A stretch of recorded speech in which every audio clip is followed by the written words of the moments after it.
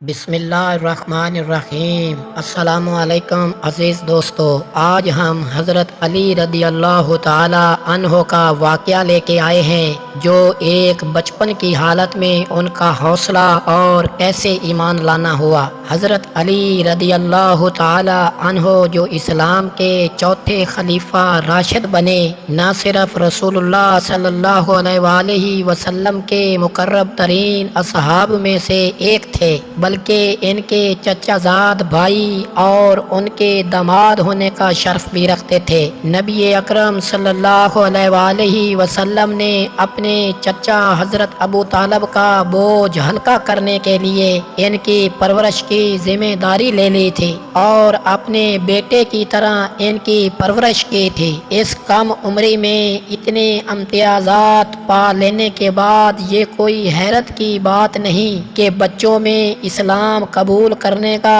اعزاز سب سے پہلے حضرت علی رضی اللہ تعالی عنہ کو ہی حاصل ہوا۔ نبی اکرم صلی اللہ علیہ وآلہ وسلم کے اسلام کی تبلیغ شروع کرنے کے بعد خواتین میں سب سے پہلے حضرت خدیجہ رضی اللہ تعالی عنہا، آزاد مردوں میں حضرت ابو بکر صدیق رضی اللہ تعالی عنہ اور غلاموں میں حضرت زید بن حارثہ رضی اللہ تعالی عنہ ان کے پیام کی حقانیت کی تصدیق کرنے والوں میں اولین رہے۔ ابتدا میں انہوں نے اپنے قبول اسلام کو صیغہ راز میں رکھا۔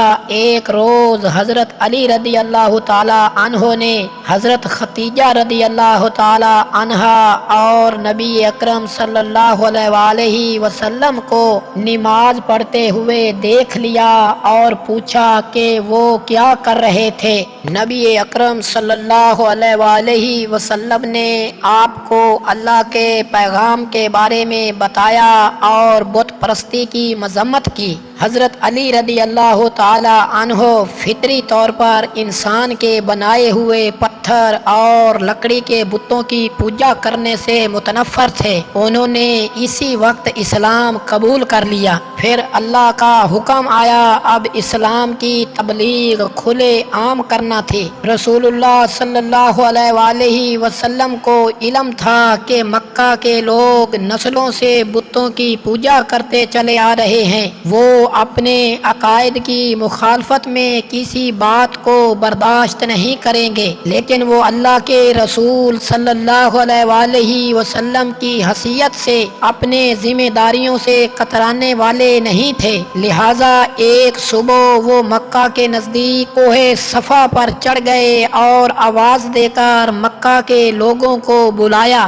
ایک مجمع یہ دیکھنے اکٹھا ہو گیا کہ کیا ہو رہا ہے۔ تب نبی اکرم صلی اللہ علیہ وآلہ وسلم نے فرمایا، اگر میں تم لوگوں سے کہوں کہ اس پہاڑی کے پیچھے تم پر دشمن کی فوج حملہ کرنے کو تیار کھڑی ہے تو کیا تم میرا یقین کر لو گے؟ لوگوں نے جواب دیا، ہاں ہم آپ پر یقین کر لیں گے، کیونکہ ہم جانتے ہیں کہ آپ ہمیشہ سچ بولتے ہیں۔ اس پر نبی اکرم صلی اللہ علیہ وآلہ وسلم نے فرمایا، تو پھر یقین کرو کہ اللہ ایک ہے اور اس کا کوئی شریک نہیں، اور وہی ہماری عبادت کے لائق ہے۔ لکڑی اور مٹی کے بنے ہوئے یہ بت عبادت کے مستحق نہیں۔ انسان کو موت کے بعد زندہ کیا جائے گا اور اس کے اعمال کا حساب ہوگا۔ اس وقت سے ڈرو اور خود کو جہنم کی آگ سے بچاؤ۔ یہ سن کر وہاں جمع لوگ طیش میں آ گئے۔ نبی اکرم صلی اللہ علیہ وآلہ وسلم کے چچاؤں میں سے ایک ابو لہب نے یہ کہتے ہوئے تو آپ صلی اللہ علیہ وآلہ وسلم پر پتھر بھی پھینک دیا، کیا تم نے اسی لیے ہمیں یہاں بلایا تھا؟ پرانے عقائد اور جھوٹے خداؤں کے خلاف آواز اب کھلے عام اٹھائی جا چکی تھی، واپسی کا کوئی سوال نہ تھا۔ نبی اکرم صلی اللہ علیہ وآلہ وسلم نے پوری شدت اور قوت کے ساتھ اسلام کی تبلیغ شروع کر دی۔ قدرتی بات ہے کہ اس سے مکہ کے لوگ ناراض ہوئے۔ انہوں نے آپ صلی اللہ علیہ وسلم کا مذاق اڑایا، آپ کو طعن و تشنیع کا نشانہ بنایا اور آپ صلی اللہ علیہ وسلم پر گالیوں کے ساتھ ساتھ پتھر بھی برسائے۔ چند روز بعد نبی اکرم صلی اللہ علیہ وسلم نے اپنے خاندان بنو عبد المطلب کے لوگوں کو ایک دعوت پر بلایا۔ لگ بھگ 40 لوگ آئے۔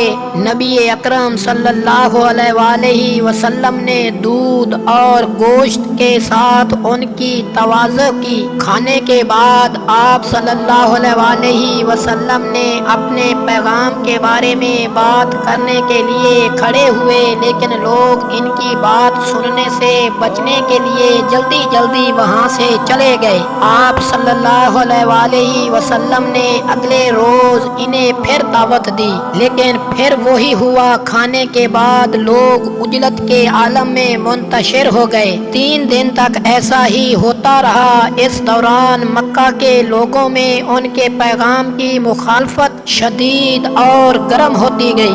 مکہ کے مسلمانوں کی زندگی روز بروز مشکل ہوتی جا رہی تھی۔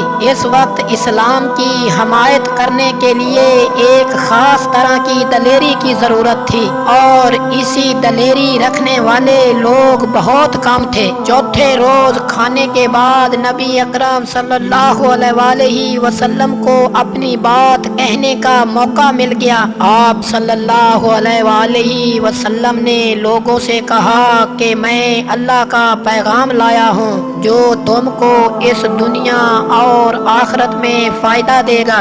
اس بوجھ کو اٹھانے میں میرا مددگار کون ہوگا؟ وہاں موجود سب لوگ خاموش رہے۔ کسی میں ہمت نہ تھی کہ پرانے نظام کی مخالفت اور نئے دین کی حمایت کرے۔ ہر کسی کو اپنے گھر والوں اور اپنے دوستوں کے رد عمل کا خوف تھا۔ کوئی اپنی معاشرتی اور معاشی زندگی کے ساتھ ساتھ اپنی عافیت کو داؤ پر لگانے کو تیار نہ تھا، لہذا کوئی نہ بولا۔ تب ایک بچے کی آواز نے سکوت کو پارا پارا کر دیا۔ اگرچہ میں کم عمر ہوں اور جسم لاغر ہوں، لیکن اس کے باوجود میں آپ کا یہ حضرت علی کی آواز تھی۔